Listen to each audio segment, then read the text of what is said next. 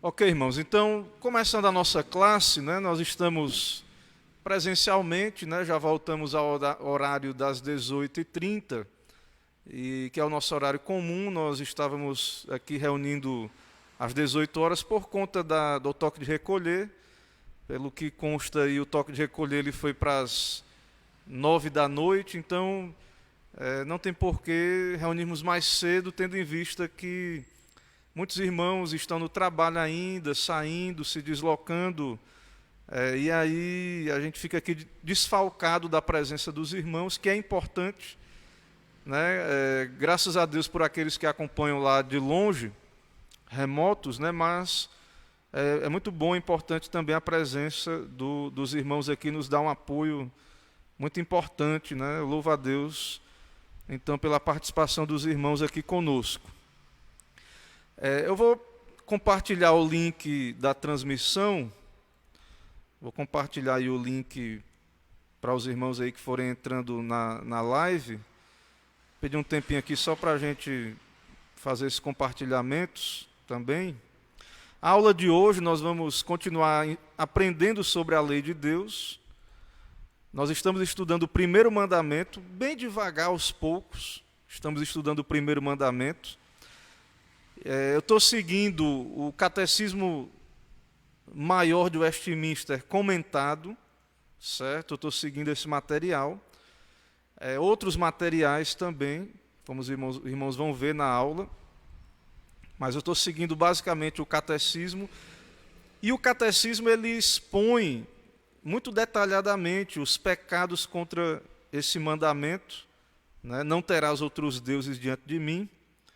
Ok? Então, nós vamos continuar conversando sobre esse mandamento da lei de Deus e aplicando aos nossos dias, às nossas vidas, aplicando o mandamento do Senhor para que possamos buscar a santificação de modo mais consciente, né? Conhecendo a vontade de Deus para as nossas vidas. Já está compartilhado aqui no Facebook.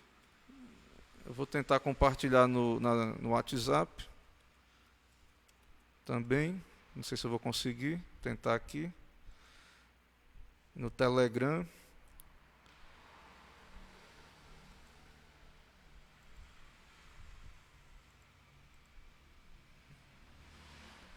Parece que a internet não está muito rápida hoje. Está demorando aqui para entrar, mas acho que vai entrar.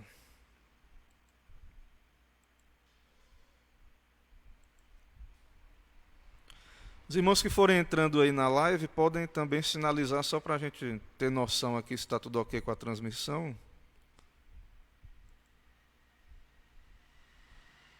Parece que a internet está devagar.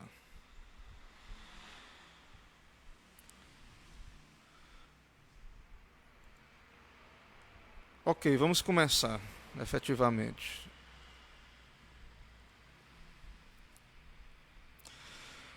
Irmãos, então já citei o material que estamos usando. Eu quero começar lendo um versículo que está em Deuteronômio 18, de 9 a 14. Por quê? O tema da aula de hoje é o pecado da profanação. Você já ouviu falar disso? Qual é o pecado da profanação? Que pecado é esse, né? O que envolve esse pecado? Então, por gentileza, Deuteronômio 18, de 9 a 14. Eu tenho aquele projetado versículo, mas os irmãos estão presentes, podem abrir suas Bíblias. Deuteronômio 18, de 9 a 14. Deus diz ao povo ali que quando eles fossem entrar na terra, que o Senhor haveria de dar a eles, Deuteronômio 18, de 9 a 14, a palavra de Deus diz assim: quando entrares na terra que o Senhor teu Deus te der, não aprenderás a fazer conforme as abominações daqueles povos. E aí ele vai descrever quais são. Não se achará entre ti quem faça passar pelo fogo o seu filho ou a sua filha, nem adivinhador, nem prognosticador, nem agoureiro, nem feiticeiro, nem encantador, nem necromante, nem mágico, nem quem consulte os mortos, pois todo aquele que faz tal coisa é abominação ao Senhor. E por essas abominações o Senhor teu Deus os lança de diante de ti. Perfeito serás para com o Senhor teu Deus, porque estas nações que hás de possuir ouvem os prognosticadores e os adivinhadores, porém a ti o Senhor teu Deus não permitiu tal coisa. Então, Deus se revela a Israel, Deus dá a sua lei a Israel, a sua palavra, mas essa prática de estar procurando adivinho, gente prognosticando, prevendo o futuro, muita gente acha que o Deus da Bíblia, o povo na época da Bíblia, Deus ficava dizendo tudo exatamente o que cada pessoa individual iria fazer. E não é isso, irmãos. Deus revelava-se aos profetas, no caso Moisés, os profetas, e ele dava uma direção para o povo no sentido da história da redenção. Mas o povo não vivia em feiticeiro, em mágicos. Se você andar na cidade e tiver bem atenção, hoje em dia, você vai encontrar nos postes um monte de cartaz de cartomantes. Você já percebeu isso? Nas grandes metrópoles tem muito, e aqui também eu já percebi, aqui em Alagoinhas.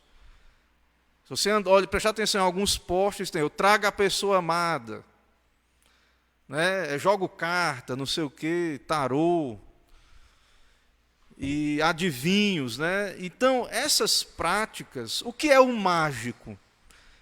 O mágico, até mesmo nos filmes que você vê lá, aquele mágico, qual é a ideia do mágico? O ser humano caído, ele é dado essas magias. O que é a magia? É o desejo de controlar o mundo de Deus. É isso que era o alquimista. Ele queria controlar a fórmula para fazer a pedra filosofal, né? Transformar a pedra em ouro. O que é isso? É ter o controle da natureza. Então, só Deus tem o controle, o poder. E os magos, os adivinhos, os agoreiros, os feiticeiros, os necromantes, não são autorizados pela palavra de Deus, são abominação diante de Deus. E o povo de Deus não deveria ser como as outras nações. Nós somos guiados pela fé, pela palavra de Deus, não por adivinhação, agouro, magia. Nós não devemos buscar esse tipo de orientação, porque nós já temos a palavra do Senhor, a revelação da palavra de Deus. Então, nós temos que ser um povo que anda pela fé, obedecendo à lei de Deus, os seus mandamentos, né? Buscando a sabedoria bíblica, não buscando na magia e nessas coisas abomináveis direção para as nossas vidas. Então, qual é o primeiro mandamento? Pergunta 103 do Catecismo. E a resposta, claro, né, é o que está lá em Êxodo 20. O primeiro mandamento é: não terás outros deuses diante de mim. Vamos continuar vendo isso aqui hoje. A continuação da resposta da pergunta 105, quais são os pecados proibidos no primeiro mandamento, tem uma lista de pecados. Nós já vimos um monte de pecados que são contra esse mandamento. Nós vamos ver mais alguns, não todos hoje, mais alguns pecados. E hoje, então, nós vamos ver aqui uma lista de pecados, né? Eu vou ler aqui a resposta, os irmãos acompanham aí, nós vamos comentar, vamos ver na Bíblia. Volto a dizer, irmãos, esses mandamentos é a lei. A lei não é para salvar, a lei é para nos mostrar o padrão de santidade de Deus e que nós precisamos de Cristo, porque não temos a justiça perfeita de Deus. Mas essas listas aqui, a autoridade delas é porque elas estão na Bíblia, não é mandamento de homens. Então eu vou citar, nós vamos ver na Bíblia todos os versículos que dão base para esses pecados, para isso ser pecado. Isso que vamos ver aqui. Então, quais são os pecados proibidos no primeiro mandamento que veremos hoje? São as investigações afoitas e curiosas dos seus segredos. Gente que fica querendo adivinhar a vontade de Deus, investigações afoitas e curiosas dos seus segredos. Toda a profanidade, nós vamos ver aqui o pecado do ser profano, o repúdio a Deus, o amor a si mesmo, o buscar os próprios interesses e todas as outras disposições desequilibradas, exageradas da nossa mente, a vontade ou a paixão por outras coisas, defraudando Deus no todo ou em parte. Então a pessoa quer muito uma coisa e deixa Deus de lado, não busca a Deus, não dá a Deus o que é de Deus e a César o que é de César. Então muita gente quer muito algo e esquece de Deus nesse caminho, defrauda a Deus. A vã credulidade, o que é isso? Nós vamos falar mais na frente. A vã credulidade, a falsa credulidade, a incredulidade, a heresia, a desconfiança, o desespero. Então, veja que mais uma lista aí, não encerra, mas mais um pedaço aí da resposta, que nós vamos conversar hoje aqui. Irmãos, então, Deuteronômio 29 vai nos dizer que Deus não quer ninguém investigando o que Ele não quer revelar. O que Deus não quer revelar, Ele não quer ninguém investigando.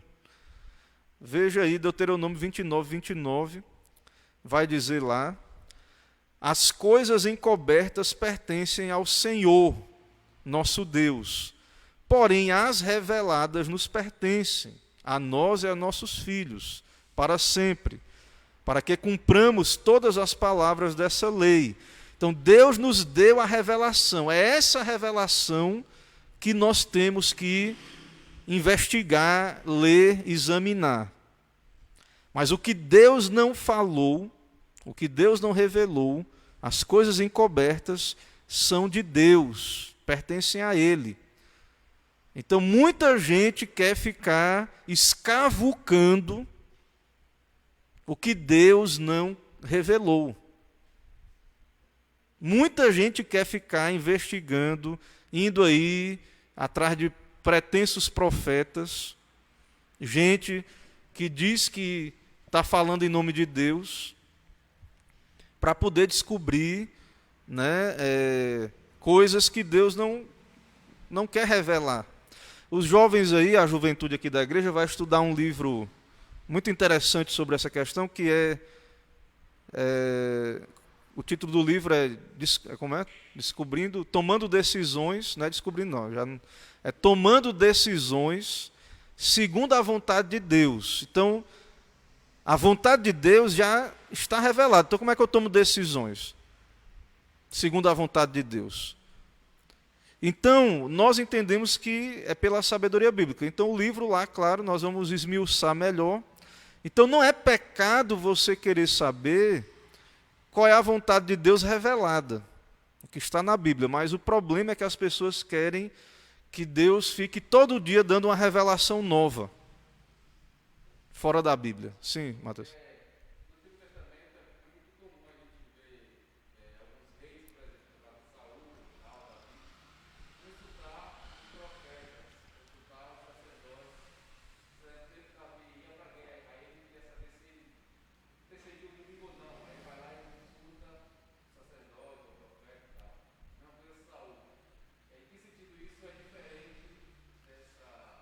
Sim.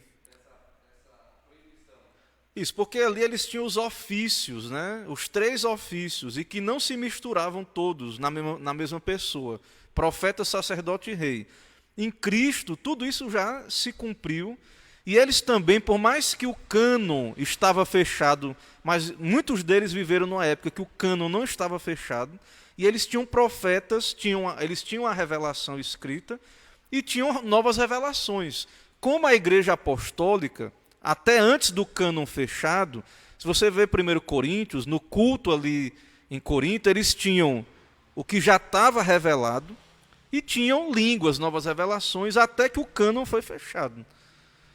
Então hoje nós temos o cânon fechado, a escritura já entregue. Então, nós não temos mais apóstolos, que seriam aqueles que fariam as vezes dos profetas para nós hoje.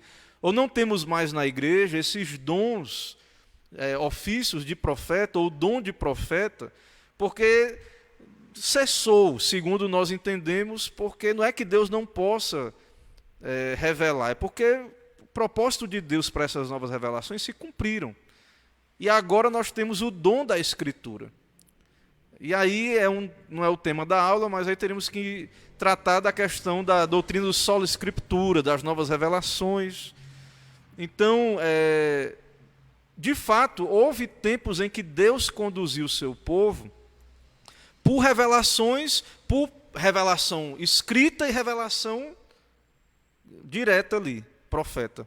Mas nós cremos que hoje Deus nos conduz pela Escritura, pela a sabedoria, o Espírito, com a palavra, certo? Então, e aí, esses versículos que mostram que não devemos acrescentar, como lá em Apocalipse, não devemos diminuir nem acrescentar, todos esses versículos se revestem de um peso muito grande hoje.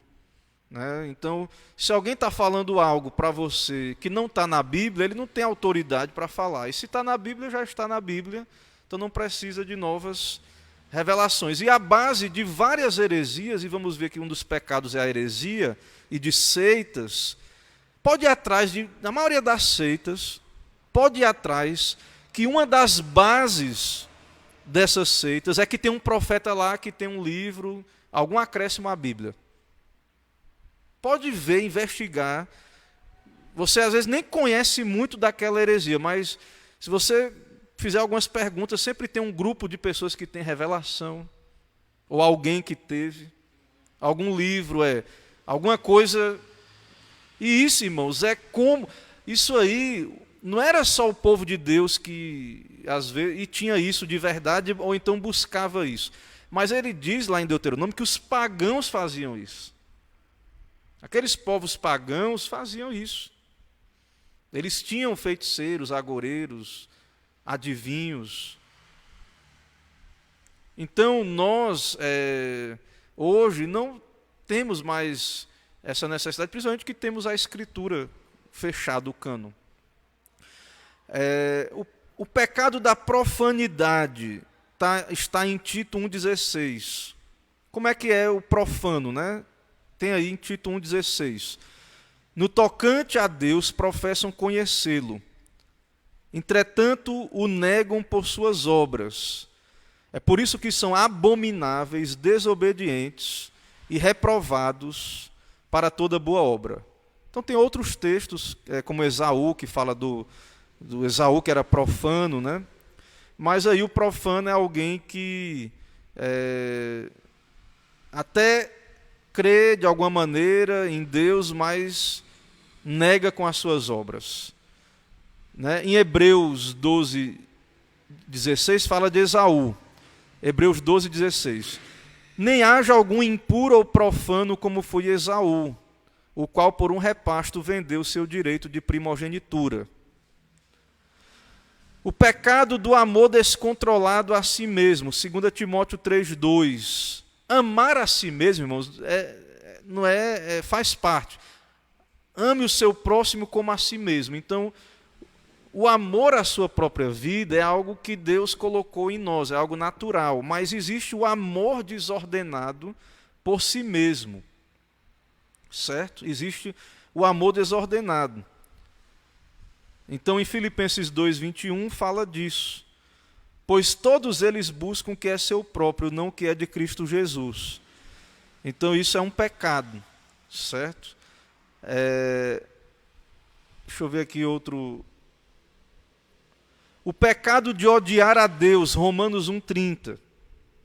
Caluniadores, aborrecidos de Deus, insolentes, soberbos, presunçosos, inventores de males, desobedientes aos pais. Então os profanos, eles são inimigos de Deus, têm ódio a Deus, aborrecidos de Deus.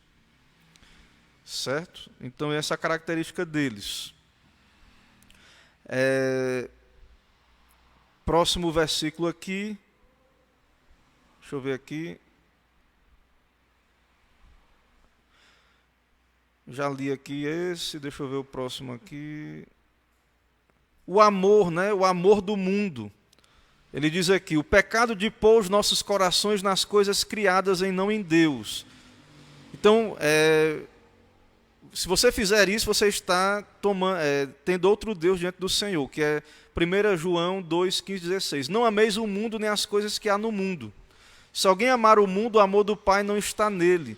Porque tudo que há no mundo, a concupiscência da carne, a concupiscência dos olhos e a soberba da vida não procede do Pai, mas procede do mundo.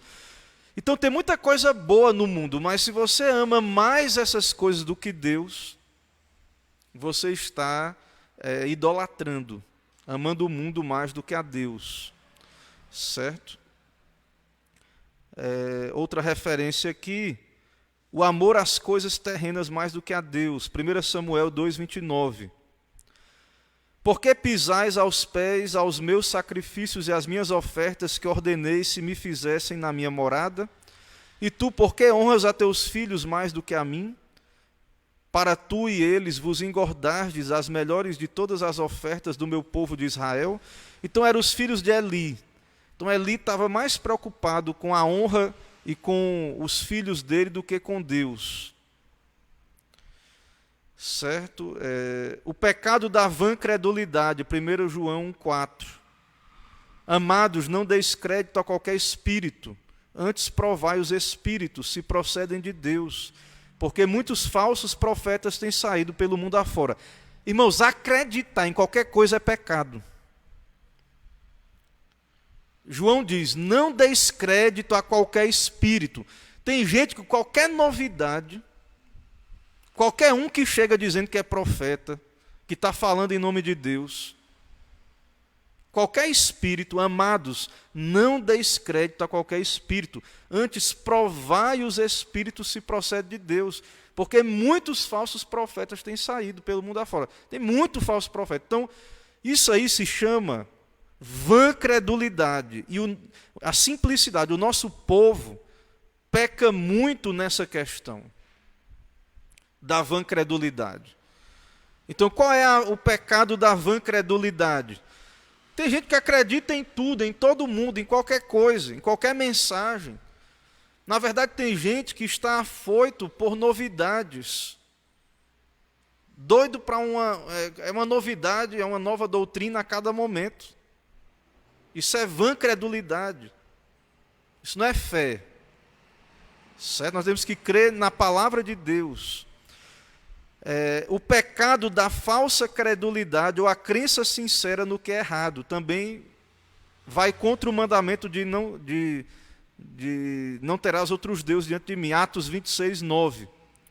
Lá em Atos 26, 9 diz: na verdade, a mim me parecia que muitas coisas devia eu praticar contra o nome de Jesus o Nazareno. Paulo está dizendo que antes da conversão dele, ele acreditava mesmo que ele devia perseguir os crentes e Jesus. A mim me parecia que muitas coisas devia eu praticar contra o nome de Jesus. Então, tem pessoas que têm uma falsa credulidade, ou uma crença sincera no que é errado. Ele acredita, ele está disposto a perseguir, a fazer um monte de coisa errada. Isso é pecado. A falsa crença é pecado também. O pecado da incredulidade, Hebreus 3,12. Pecado da incredulidade, Hebreus 3,12. Diz assim lá: tende cuidado, irmãos, jamais aconteça haver em qualquer dentre vós perverso coração de incredulidade que vos afaste do Deus vivo. O pecado da incredulidade. Certo? O pecado da heresia. Pecado da heresia, Gálatas 5:20. Idolatrias, feitiçarias, inimizades, porfias, ciúmes, iras, discórdias, dissensões e facções. Dissensões e facções. Crer no erro e sair dividindo a igreja, formando grupos, heresias. Tito 3,10, evita o homem faccioso, depois de admoestá-lo primeira e segunda vez. Então o herege na Bíblia, na época lá do Novo Testamento, era a pessoa que tinha um erro, uma heresia, E aí ele formava um grupo e se separava ali da igreja para ensinar, né? O homem faccioso, o pecado da heresia, o pecado da desconfiança e o pecado do desespero. Salmo 78, 22. Porque não creram em Deus, nem confiaram na sua salvação. Então, irmãos, a gente tem que crer em Deus. Quando você ora e não acredita que Deus pode lhe responder, né? Então é incredulidade, é, como ele diz aqui, né, a desconfiança. E o pecado do desespero, que ele cita aí em Caim, em Gênesis, lá Caim falou, né, em Gênesis 4,13. Então disse Caim ao Senhor: é tamanho o meu castigo que já não posso suportá-lo. Ele caiu num desespero.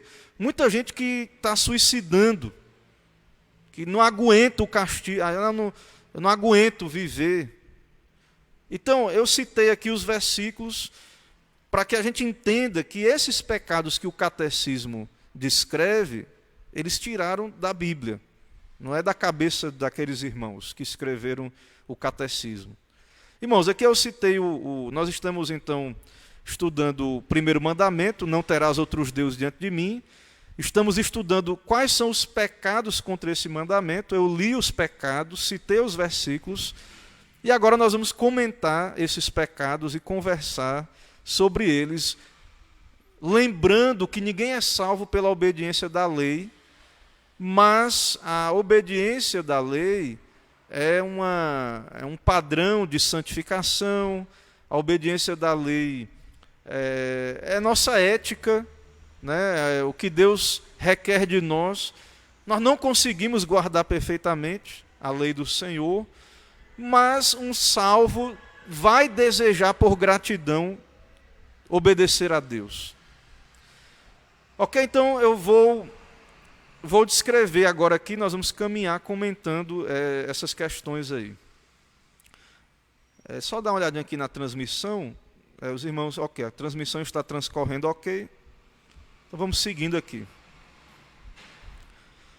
Meus irmãos, o que significa investigações afoitas e curiosas dos segredos de Deus, que o catecismo diz? Então, pastor, é errado investigar os segredos da revelação de Deus na natureza ou na Bíblia? Não, o que está na Bíblia e na criação não é errado. Mas o problema é que o homem peca, como o catecismo diz aí, né? Deixa eu voltar aqui lá. Investigações afoitas e curiosas dos seus segredos. Então o problema é que o homem não coloca um freio na sua curiosidade. Então, e aí o homem não tem limites na sua pesquisa, não tem reverência. Olhando para a questão da revelação natural, hoje nós vemos o homem querendo misturar o código genético do homem com um macaco, um porco, querendo reviver os dinossauros, né? Fazer o parque dos dinossauros voltar, né? Querendo, de fato, entrar em esferas aí, né? Implantar um chip na cabeça da pessoa para conectar ela na internet, né? Então, até que ponto a ciência, né, a investigação do conhecimento, da revelação de Deus, até que ponto o homem pode ir, mas de modo ético, né, com reverência. Então, o homem pode, a ciência, ela pode trabalhar, né, para a glória de Deus e para o bem da humanidade. Porém, às vezes, a pesquisa científica, ela diz que é para o bem da humanidade. Não, isso aqui é para o seu bem. Só que, às vezes, a gente percebe que não é. Né? Nós percebemos que é uma pesquisa afoita dos segredos de Deus, que não é para beneficiar a humanidade, ou não é para a glória de Deus. Não há reverência, não há temor de Deus, não há limites nessa pesquisa. E o mesmo, irmãos, com relação à palavra de Deus, aos segredos de Deus. Então, há um limite. Nós podemos ir até onde Deus revelou. E onde Deus não quis revelar, não sei. Como é que Satanás caiu? Se ele era sem pecado, e de onde é que veio a tentação? Não sei. Não é, irmãos, para nós que somos cristãos, né, que somos teólogos nesse sentido, não é vergonhoso dizer não sei. Nós paramos, onde a Bíblia para, nós paramos. Hoje a gente vê aí, principalmente na questão da internet, todo mundo quer responder tudo. Né? Tem os teólogos aí de internet, o pessoal quer responder tudo. Então nós temos que ter um limite, né? Não temos que ter vergonha, pelo contrário, ter humildade de saber que há questões, né, que pertencem a Deus.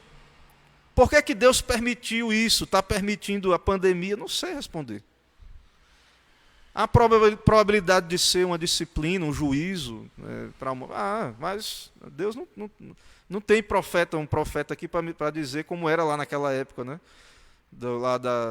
Como Elias, né? Ficou claro, Elias chegou para o rei e disse, pecado mesmo aqui, o seu pecado, se arrependa. Né? Então nós não sabemos exatamente todo o desígnio de Deus para com o que está acontecendo. Mas pelas Escrituras, pela sabedoria bíblica, nós sabemos que Deus é soberano, que o mal está no controle dele, que ele tem um propósito, né? Que os maus são punidos, que a sua igreja é disciplinada muitas vezes, fortalecida, mas eu não sei tudo. O porquê de tudo e cada coisa.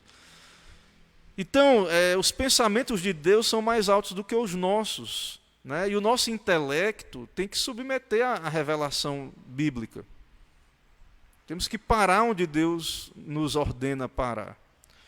Certo? Então, irmãos, temos que ter esse limite. E esse problema das novas revelações é muito complicado na igreja. Porque se você... nós cremos, né, somente a Escritura. Mas os irmãos que não creem que a Bíblia, né, que houve um fechamento do cânon e creem nos ofícios de apóstolo, de profeta, na contemporaneidade dos dons revelacionais, que Deus continua revelando, porque como é que era o culto lá em Corinto? Eles tinham uma parte, algumas partes de Bíblia e tinha profeta e tal. Então, no culto um trazia uma profecia, outro uma doutrina, fresquinha ali. E tinha quem discernia.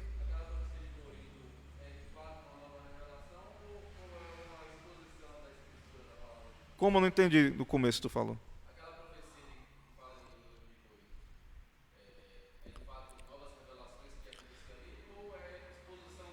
Não, eu creio que é revelação. Irmãos, eu creio assim, não existe revelação não inspirada. Deus não fala falível. Eu não creio que Deus fala falivelmente. Quando Deus fala, tem peso é assim diz o Senhor, é Bíblia. Tem autoridade. Esse negócio de dizer que Deus falou e não se cumprir, ou Deus falou, mas pode falhar, que não tem nada a ver com o que nós vemos na Bíblia, com a revelação de Deus na Escritura. Quando Deus fala, acontece. Então, ali em Corinto era Deus. Agora, eles tinham que discernir. Podia haver um falso profeta ali no meio. Né? E aí, como hoje, pode ter falsos mestres e tudo. Como antes também sempre teve. Mas, quando era Deus mesmo, era inspirado, era certo o que estava sendo dito. A menos que não era o Espírito de Deus falando. Ok? Então, é por isso que a gente tem que ter muito cuidado. É por isso que quando a igreja fica aí nessa questão, ela fica que nem agitada de um lado para o outro por vento de doutrina. Porque todo dia tem uma novidade. Né? E a gente tem que ter muito cuidado. Parece que a igreja, a história da igreja começou agora, há 100 anos atrás. Né? Então a gente tem que ter muito cuidado com isso. O que significa profanidade? Profanidade não é o mesmo que blasfêmia. O que é blasfêmia? Né? É tomar o nome de Deus em vão, é o pecado da língua, do falar. A profanidade é um pecado do caráter, um pecado da vida como um todo. Quem é o profano? O profano é quem considera as coisas sagradas e santas como coisas comuns, como é o caso de Esaú. Como é que Esaú foi profano? Esaú desprezou um direito de primogenitura que era uma bênção, que era uma coisa um direito divino, uma bênção de Deus naquela época lá, o primogênito. Né? Ele tinha uma bênção não era só uma bênção assim, como diz, Deus abençoe, meu filho, bênção, pai, Deus abençoe, né? Que não é uma coisa ruim, não é uma cultura ruim, mas assim, a gente sabe, à luz de toda a Escritura, que quem Deus abençoa é abençoado, e o abençoado é o bem-aventurado, é o crente, é o que se arrepende dos seus pecados, é o que está em Cristo. Não adianta a pessoa dizer 1000 vezes eu te abençoo, eu te abençoo, eu te abençoo, se Deus não abençoar, se a pessoa não estiver em Cristo. Se ela não estiver em Cristo Jesus. Se ela não estiver unida a Cristo. Então nós sabemos que a verdadeira bênção vem de Deus. Mas naquela época lá, era muito claro que Deus usava os patriarcas que tinham ali esse dom de profeta na hora de dar a bênção, e não era uma coisa só de palavras, algo acontecia ali. Como você lê a história de Abraão, Isaac e Jacó, você vai perceber isso. Aquelas palavras se cumpriam na posteridade daquela descendência ali. Então Esaú, ele desprezou o direito de primogenitura. Ele diz aqui outros exemplos, né? Por exemplo, o ser humano, ele é a imagem de Deus, e a vida humana é sagrada. É por isso que o aborto ou o assassinato é um pecado tão grave. Porque o homem carrega a imagem de Deus. O assassino, ele profana a imagem de Deus. Ele atenta contra a imagem de Deus. Então, por exemplo, aqui no Brasil, antes da vinda dos colonizadores aí, não estou defendendo nenhum lado nem outro, né? Tinha pecado dos dois lados, mas os índios eram canibais e eles comiam carne humana. E o corpo humano é sagrado, Então, eles tratavam o corpo humano como bife, como carne normal, né? Prendia o cara, deixava ele lá engordando, depois matava, fazia um assado e comia. Comia os órgãos, né, achando que ia se apropriar das virtudes daquele outro guerreiro, né, o coração, os órgãos internos. Então é algo profano, irmãos. Profano. Tem negócio de respeitar essa cultura profana, não. Isso vai contra a imagem de Deus no homem. Certo? Outra coisa ele cita aqui, por exemplo, a gente sabe que a Bíblia é muito mais apenas do que o livro impresso, mas não deixa de ser importante o livro impresso, né? Então, ele diz aqui, pessoas que pegam um papel aqui da Bíblia para fazer, por exemplo, cigarro, ou limpar um sapato, isso é um tipo de profanação, porque por mais que é muito mais do que o papel, mas é o coração da pessoa. É a maneira que a pessoa está tratando a Bíblia como um livro qualquer. Então, é um tipo de profanação. Né? Ele não entende o valor da Escritura. Então, para nós, a Escritura é algo valioso, precioso. Então, pode tratar a Bíblia como um livro qualquer. Né? A Bíblia não é um peso de porta para nós. Você compra outro livro, o livro que um homem escreveu, se for um livro lá que você comprou, né, aquele livro caro, pesado, se você não lê, você bota lá, né, para ser peso de porta lá, para quando vier o vento não bater na sua casa. Mas você não vai fazer isso com a Bíblia, né? Então a gente tem esse entendimento, né, do respeito ali, da reverência, por causa da majestade, um tratamento especial para com a Bíblia. Né, esse respeito. Então o profano é esse, né? O profano é esse tipo de pessoa, esse pecado aí. E o ódio a Deus, né? Então o não regenerado, ele odeia a Deus. Então, irmãos, o não regenerado, certo? Ele, segundo a doutrina do pecado original, da depravação total, ele nasce morto em pecado, ele nasce caído, e ele odeia a Deus, certo? Alguns não percebem o quão são profanos e odiadores de Deus, porque de uma perspectiva da relação social, da vida social na sociedade, tem sua família, paga seus impostos. Mas a Bíblia diz, como já lemos lá em Romanos 1:30, a palavra de Deus nos diz, né, Romanos capítulo 1, versículo 30, ele diz aí, aborrecidos de Deus, insolentes, soberbos, presunçosos, inventores de males, desobedientes aos pais. Então tem uma lista de pecados ali, certo? Então o homem odeia a Deus, o homem por natureza. Ou seja, ele não tem Deus como seu único Deus, mas a verdade é que ele odeia a Deus. E nós vemos o outro lado dessa moeda no amor ao mundo, no amor desordenado ao mundo, certo? O amor a si mesmo, no lugar de Deus, o amantes de si mesmo. Então, amar a si mesmo, ter o amor próprio, tem um lugar, porque a Bíblia diz, devemos amar o próximo como a nós mesmos. Então, nós nos amamos. Então, há um dever de amar a si mesmo e amar o próximo como a mim mesmo. Então, posso me autopreservar, né? Isso não é pecado, cuidar da minha vida, da minha saúde, certo? Mas o problema é o desequilíbrio, porque Deus tem que estar em primeiro lugar, né? Depois, o próximo como a mim mesmo. Tenho que me amar, mas amar o próximo como a mim mesmo, certo? Então, o grande problema é o desequilíbrio. E o homem caído, o homem profano, ele ama mais a si mesmo, o mundo, a carne, do que a Deus. Esse é o diagnóstico. E essa é a quebra da lei. Qual é o resumo da lei, desses primeiros mandamentos? Amar o Senhor de todo o coração, força, alma e entendimento. E depois vem amar o próximo como a si mesmo, como a ti mesmo. Então,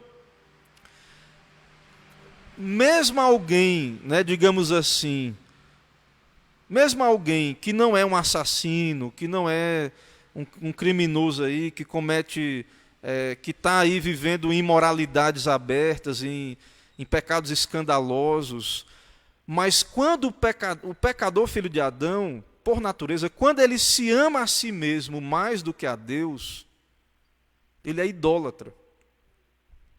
Ele está tendo outro Deus no lugar do Deus da Bíblia. A si mesmo, seus interesses. E também ele cai no pecado do mundanismo, que é lá o que João diz, não ameis o mundo, nem as coisas que há no mundo. Né? Como João diz lá em João, na primeira carta de João, no capítulo 2, 15 e 16, não ameis o mundo nem as coisas que há no mundo. Se alguém amar o mundo, o amor do Pai não está nele. Porque tudo que há no mundo, a concupiscência da carne, a concupiscência dos olhos, a soberba da vida, não procede do Pai. A cobiça, né, dos olhos, da carne e a soberba da vida. Então, veja, o mundanismo é pecado. Só que é interessante aqui o comentário, ele vai dizer uma coisa muito interessante para a igreja contemporânea, para nós, a igreja dos nossos dias. O que é uma pessoa mundana? Geralmente a gente associa a pessoa mundana com algumas questões como dança, jogatina, né, o alcoolismo. A gente tem um estereótipo do que é uma pessoa mundana, né? Sei lá, uma pessoa influenciada aí, né, pelo mundo no sentido da aparência, né, das vestes. Isso é uma maneira, são tipos, manifestações do mundanismo. Mas o mundanismo é muito mais do que uma coisa dessa ou outra. Tem a ver com a atitude do coração, de amar mais o mundo do que a Deus. Então, pode ter uma pessoa bonitinha de terno e gravata, um artista que a sua letra não fala mal de Deus, letra boa, coisa boa, Não sei como é, né? Uma música aí, uma música popular brasileira, uma música instrumental. Mas se essa pessoa, ela ama mais a sua fama, o seu trabalho do que Deus, ela é mundana. Profissões normais, médico, advogado, qualquer coisa, irmãos. Entende? Então, às vezes a gente acha que a pessoa mundana é só aquela pessoa que a gente já vê de cara, você quer uma pessoa mundana e pronto. Mas o mundanismo é muito mais profundo. Não ameis o mundo. O mundanismo está dentro de nós, de modo geral. Ele está nos tentando a cada dia. Nós somos tentados a cada dia. Então é muito possível a pessoa ser mundana sem ela ser uma pessoa que está em festas, né, que está bebendo, vivendo aí loucamente. Né? Ela pode ser mundana sendo pai de família, né, sendo uma pessoa caseira, pode ser mundana. Né? Então a gente tem aquela coisa, a gente faz os estereótipos. Eu não estou validando, né, nós não estamos validando esse mundanismo aí escrachado, né, do pessoal que vai viver uma vida ímpia mesmo, sexo livre, e álcool e drogas, isso aí é mundanismo, né, claro. Né? Mas a gente coloca esses rótulos e às vezes esquece que o mundanismo, se a pessoa não busca a Deus, ela não pensa em Deus, e tem muita gente aí boa, né, entre aspas, porque é bom só Deus, que você olha, a pessoa é limpinha, né, não bebe, não fuma, né, se perguntar de religião, ela diz que crê em Deus. Mas qual é o lugar de Deus na vida dessa pessoa? Onde é que está o culto na vida dessa pessoa? Quantos ídolos essa pessoa tem no coração? Ele diz aqui, né, por exemplo, o grande músico que ama a sua arte mais do que Deus é alguém mundano. O cientista famoso, mais absorto em sua pesquisa científica do que em conhecer e honrar a Deus, é alguém mundano. É muito mais profundo a questão. Né? Muito mais profunda. O que é a vã credulidade, né, que nós falamos lá? Acreditar em qualquer coisa, em tudo. Né? A simploriedade, eu já falei lá no começo, muita gente não tem discernimento, irmãos, do que é que a gente deve acreditar ou não. O Brasil, nosso povo, padece disso aqui gravemente. Qualquer pregador, qualquer mensagem de autoajuda, de entusiasmo, qualquer movimento que está dando certo, pragmatismo, está enchendo de gente, qualquer pregador eloquente, fala bonito, ou então as pessoas acreditam, novidade, uma doutrina nova, agora vai dar certo, faça isso aqui, aquilo outro. Então, muitas pessoas não têm discernimento, não conseguem comparar na Escritura uma coisa com a outra, e tudo ela aceita. E tudo ela diz que é fé. Não, se você não crê, então você é uma pessoa incrédula, porque você não aceita tudo. Não, isso é vã credulidade. Pessoas que são influenciadas. Então, cada novidade que surge, cada livro novo, cada autor novo, as pessoas vão atrás da moda. É a modinha, né? A famosa modinha. Qual é a modinha agora, né? Entre os reformados, né? Digamos assim. Então, cada vez é um teólogo da moda.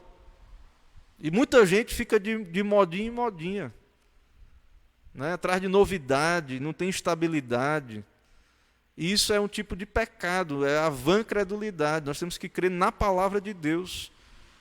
Tem a falsa credulidade, né? Ou seja, confiar numa coisa errada. Paulo, né? Então a pessoa pode ser altamente sincera, zelosa. Aí você cita, mas onde é que está na Bíblia?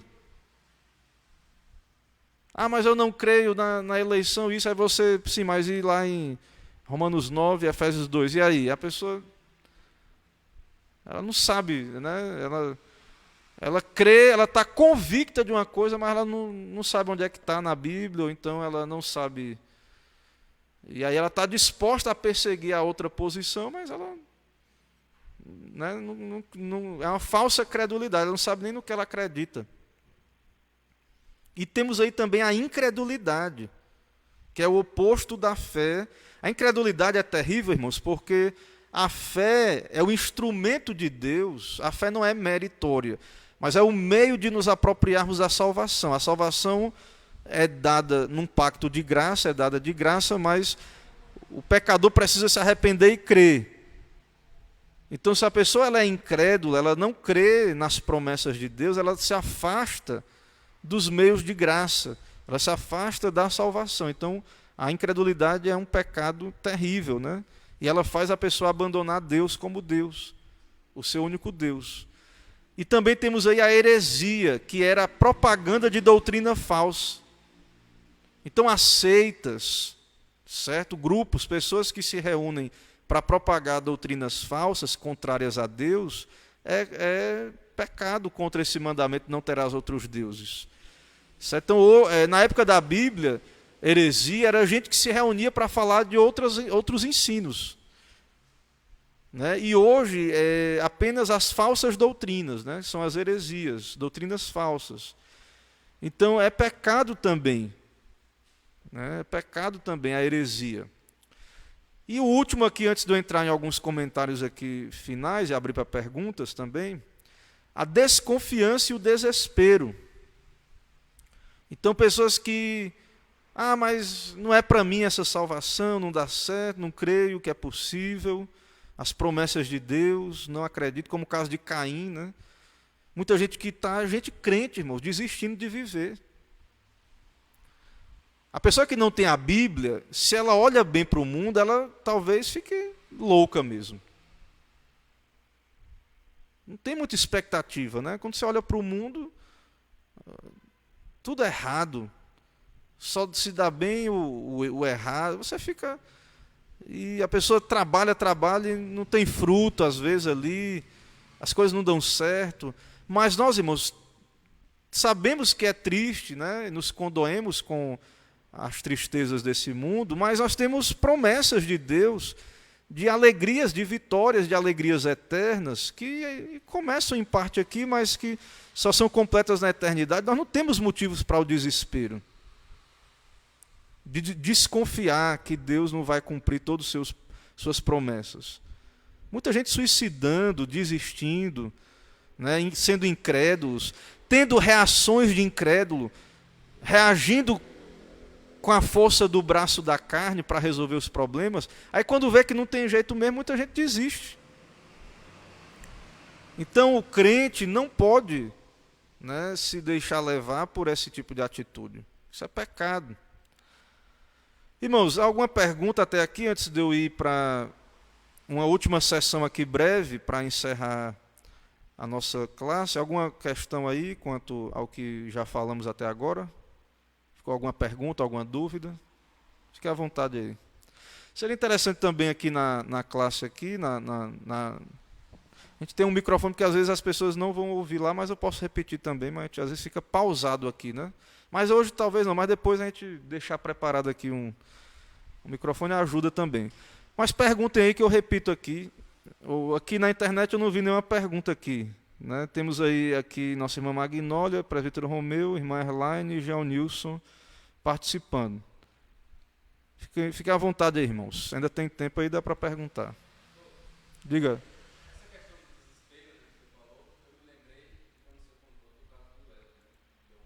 Sim. Sim.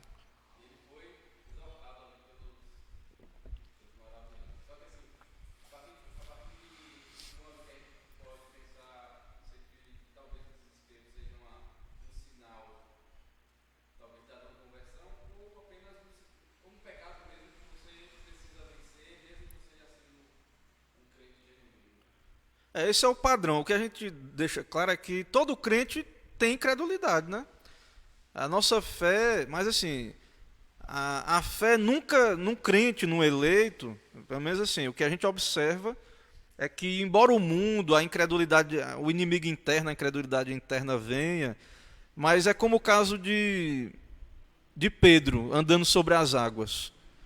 Né? Ele diz, ó, Pedro, vem. Aí Pedro começa. Aí ele começa a olhar para as ondas, olha para um lado e começa a afundar. Só que o Senhor nos preserva do desespero total e final. Né? É um mistério, eu não tenho como bater martelo nem determinar o que acontece, né, e dizer se é eleito, se não é eleito, essa questão da pessoa que não é preservada, né, que desiste totalmente da vida, mas o que eu percebo na Escritura é que o crente ele pode ter momentos. Agora, também é uma característica de alguém que não tem uma fé ainda salvífica, né, o medo de morrer. Também é. O caso de Wesley ali, ele já era um cristão, já era até pregador, né? Que ele estava indo pregar. Mas ele diz no testemunho dele que ele não tinha um novo coração ainda, não era regenerado. Então ele não tinha uma fé salvífica.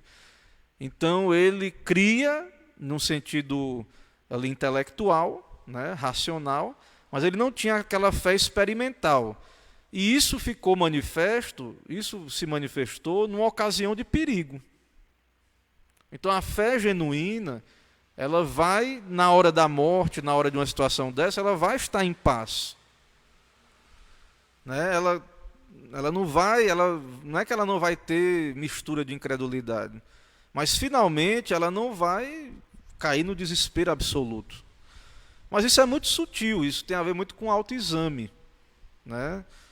Mas o fato, irmãos, é que mesmo para um crente, essa coisa do desespero, o crente desesperado, isso isso é pecado, né? Agora, não é pecado assim, não é blasfêmia contra o Espírito Santo, não é pecado para a morte. A pessoa pode se arrepender. E ela pode lutar contra esse pecado, mortificar esse pecado. Então, se você está enfrentando a crise, a incredulidade, então você deve mortificar esse pecado, orar, colocar diante de Deus. Né? Se alguém por acaso ainda não experimentou a paz, a alegria, a certeza plena da salvação, de uma fé salvífica, buscar, usando os meios de graça, a oração, isso. Se já é um crente, buscar fortalecer também usando os meios de graça. Entendeu? Então, porque de fato, irmãos, Deus não... Porque assim, ó, a gente tem Deus, e é o único Deus, Ele é todo poderoso, Senhor, etc. Então, a incredulidade e o desespero ofende a Deus. Porque Deus está sempre dizendo, ó, não se preocupe, eu não vou te deixar, não vou te abandonar, e eu digo, não acredito. Não. Então é um tipo de pecado, né? Contra o Deus. Mas não é um pecado, só que é um pecado perigoso, porque pode ser uma evidência de alguém que ainda não tem uma fé salvadora. E a incredulidade é perigosa porque ela afasta a pessoa. É tipo assim, por exemplo, lembra a incredulidade dos que não entraram na terra prometida? Eles viram que a terra era boa, viram as uvas, gigantes lá, as uvas, maravilhosas, mas eles não entraram por causa da incredulidade. Então a incredulidade ela é um pecado muito grave porque ela nos impede de desfrutar dessas graças, né? Então é um pecado que a gente deve ter muito cuidado com ele, né? Então muita gente, como lá na época do Antigo Testamento, chegou perto, olhou, viu que era boa a terra, mas não entrou. Então a gente tem que ter cuidado com isso. A gente tem que, Deus é poderoso para me livrar, para me fazer chegar até o fim. Isso, a pregação falou disso, né? A questão da perseverança ali, de lutar, de não desistir. Cai, levanta, caiu, levanta, não desiste. Então a fé genuína vai perseverar. Ela vai ter Cristo como alvo. Então a incredulidade, ou então essa coisa do já ganhou, não é uma fé, é uma fé que fica estagnada, né? Isso é um tipo de incredulidade também, porque não persevera. Irmãos, eu vou citar aqui um livro de um teólogo chamado Michael Horton, que ele tem um livro sobre a lei de Deus, que é a lei da perfeita liberdade. Eu vou aqui, para a gente caminhar para a conclusão, falar de alguns ídolos que a gente deve expor nesse momento, certo? É muito comum a gente dizer que o dinheiro, o sexo, o poder e o sucesso são ídolos, né? Esses ídolos assaltam as mentes dos homens. Por exemplo, ele diz aqui, ídolos da tribo, ídolos da caverna, ídolos do mercado, ídolos do teatro. Por exemplo, ídolos da tribo, o nacionalismo, ídolos da caverna, a superstição, ídolos pelos negócios, o mercado, ídolos do entretenimento, né, o teatro. Então são ídolos, certo? Então isso, a igreja às vezes não tem ídolos de pau e de pedra, mas está cheio de outros deuses, de falsos deuses, de ídolos. Pessoas que vêm para a igreja atrás de entretenimento, de dinheiro, de muita coisa aí que não é o verdadeiro Deus. E aí é muito interessante que Orton ele diz aqui alguns ídolos dos Estados Unidos, que ele é americano, né, mas que se aplicam perfeitamente ao Brasil. Aí ele vai dizer, fé na fé. O norte-americano crê que há poder na fé, uma mágica em se crer, e por isso uma mágica em se crer, e isso é tão primitivo como as superstições egípcias, romanas, medievais, que descrevemos. O ato da fé é o que realmente conta. Então tem gente que diz, não, creio, o importa é crer. Isso é um ídolo. Porque a fé é a fé na palavra, é a fé em Cristo. E aí a gente vê muita gente falando isso. Não, o importante é crer, vai dar certo, tenha fé. Fé em quê? Fé em quê? A fé em si mesma não pode fazer absolutamente nada. Se a fé pudesse salvar, curar ou trazer prosperidade, a fé seria Deus. Quem salva é Deus, a fé é o instrumento. Quem salva é Deus. Os místicos da nova era e pregadores da prosperidade, ao atribuírem à fé os atributos de deidade de Deus, estão propagando a idolatria. Então, irmãos, a fé é para a gente confiar em Deus, mas não a fé na fé. Crer não importa no que você crê, não, fé tem que ser em Deus. Então, hoje, as pessoas estão se apegando a essa coisa da fé na fé, ao relativismo, não importa no que você crê, não importa doutrina ou teologia, o importante é você amar Jesus, não importa o que você crê, né? Não importa a sua experiência, não importa o que eu experimento. Não, irmãos, o que importa é o que Deus diz. O que importa é a promessa de Deus. O que importa é a palavra de Deus. É o que está escrito, é o que importa. É a obra do Espírito me dando fé para crer no que está escrito. Então isso essa fé na fé gera um relativismo, né? As pessoas caem numa certa idolatria por conta disso. Então isso é um problema. Fé no amor é outro ídolo, né? Então as pessoas creem, não, vai dar certo, Deus é amor, e é um sentimentalismo, insiste que Deus é amor, então nós temos que só falar coisas boas, autoajuda. Você vem para a igreja só para ouvir que Deus te ama, Jesus te ama e acabou. Então, Deus ele não está irado com os homens, não há necessidade de expiação, de salvação, de Cristo. Então, ore a Deus que vai dar certo, as coisas vão dar certo na sua vida.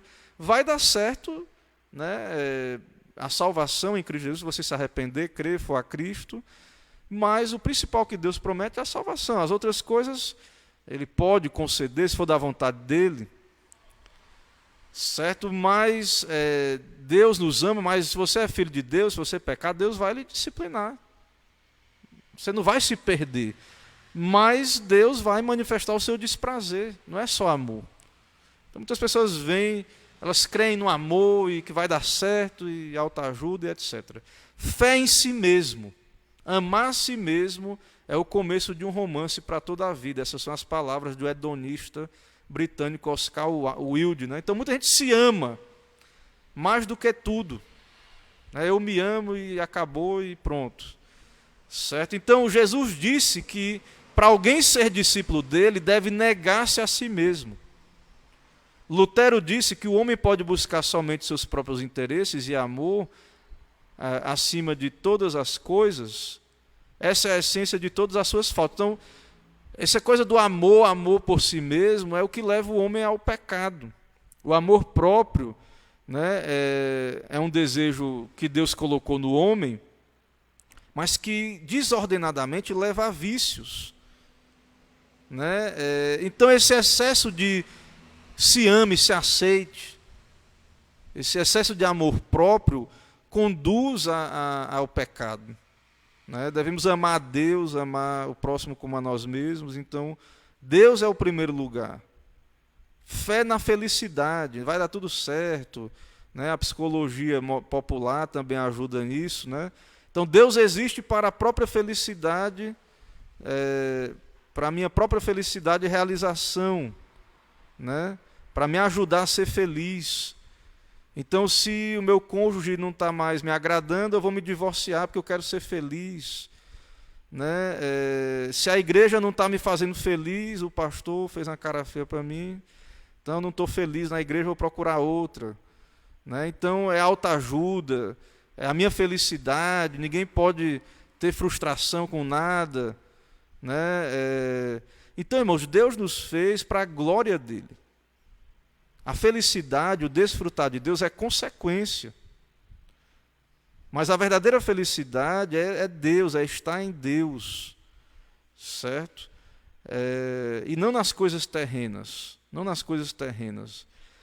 Então, as pessoas vivem um hedonismo, né? Tem o John Piper, ele fala muito do hedonismo cristão, né? De buscar o seu prazer em Deus em primeiro lugar, e aí você vai ser satisfeito e feliz. Que é o que o catecismo diz. Qual é o fim principal do homem? Né? O fim principal do homem é glorificar a Deus e gozá-lo para sempre, ou seja, desfrutar de Deus para sempre. Então, quando você busca a glória de Deus, não a sua felicidade em primeiro lugar, mas busca a glória de Deus, você é feliz, se torna feliz, mas no sentido bíblico, né? Não no sentido mundano, pagão. Então, as pessoas querem ser felizes.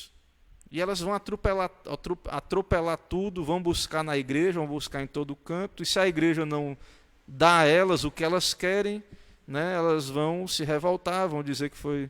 A igreja também não tem que estar prometendo, né, nada disso. Né? Tem que falar das promessas de Deus, da salvação. E concluindo então, né, Orton diz lá nesse capítulo dele que ele fala do primeiro mandamento, né, que a lei nos proíbe de colocar a nossa fé em nós mesmos, em qualquer outra pessoa ou objeto, além do Deus verdadeiro. Então esse negócio aí é idolatria. Crer em mim mesmo, fé na fé, isso é idolatria. Certo? Só podemos crer em Deus que nos reconciliou consigo mesmo por meio de Jesus. Né? Então, fora de Deus não há salvação, né? E só há idolatria. Irmãos, alguma dúvida a mais diante disso? Algum comentário? Alguma questão? Algum acréscimo? Comentário aí para nos ajudar. Não sei se aqui na internet tem alguém, não tem nenhuma dúvida aqui. Presencial aqui, alguma questão?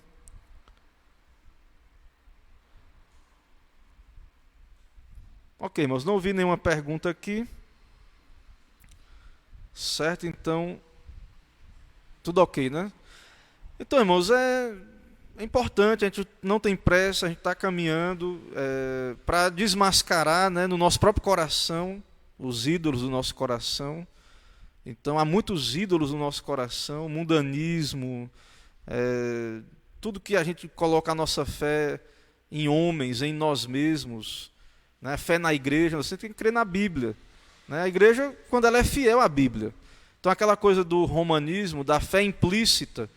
Não, venha para a igreja, não importa o que a igreja prega, né, creia tão somente na instituição. Não, nada disso. Né? Você tem que crer na Escritura, crer em Deus. Né? A igreja crê no que a igreja está dizendo, no que é fiel à Bíblia. Né? Tão somente. Então, se não há dúvidas, perguntas, então eu vou orar para concluirmos aqui a nossa lição. Oremos então. Senhor, eis-nos aqui... Te adoramos por esse momento de aprendizado, porque a Tua lei nos esclarece, nos revela a Tua vontade santa, aquilo que é contrário à Tua lei também. que não seja, ó Deus, os homens a nos convencer, não seja apenas eu que estou aqui, sendo esse que descreve essas coisas, mas que o Teu Espírito nos convença, ó Pai, desses erros, que a Tua palavra, o Teu Espírito nos ilumine, nos quebrante, que tire toda incredulidade do nosso coração, nos santifica, nos dá mortificar a vã credulidade e tantos erros, ó Deus, que vimos aí expostos, a heresia e o mundanismo e a investigação dos segredos de Deus. Ó Deus, humilha-nos, quebranta-nos, nos dá a arrepender, nos submeter ao Senhor. Te agradeço por esse momento, pela Tua igreja, vem o Teu reino aqui. É o que pedimos, oramos em nome de Jesus. Amém. Irmãos, muito obrigado pela paciência dos irmãos, de acompanhar, né? Deus abençoe cada irmão que está aqui presente, os que estão também online aí. 18h30 agora é o horário dos trabalhos, até que haja alguma alteração. Domingo, pela manhã, 9h30, a escola bíblica, o culto às 18 horas, não é 18h30, domingo é 18 horas, o culto solene. Ok? Então, plenária das nossas irmãs da Safra às 19 horas, o estudo do livro da mocidade pelo Jitsi Meet, que é um parente do Google Meet, é um aplicativo, vai ser um estudo do livro Tomando Decisões Segundo a Vontade de Deus, do reverendo Heber Campos Júnior. Esse livro é um livro pequeno, da editora Fiel, um livro que trata dessa doutrina aí da providência, né, e tudo mais. Então, se você deseja participar, fique à vontade, tanto entrando na sala, tendo o aplicativo no seu aparelho, pedindo para nós pelo WhatsApp ali o link, ou então vai ser transmitido pelo YouTube, porque esse aplicativo a gente vai usar ele, o Jitsi Meet, porque a gente está lá na sala conversando, fazendo o estudo, e ele transmite ao vivo no YouTube. Então, se você simplesmente quer só ouvir, participar como ouvinte, então você fica atento na segunda-feira, às 20h, no canal do YouTube da nossa igreja, que vai haver a transmissão ao vivo da nossa sala lá de estudos, ok? Então, Deus abençoe a todos, uma boa noite e até uma próxima oportunidade. Amém. Encerrando.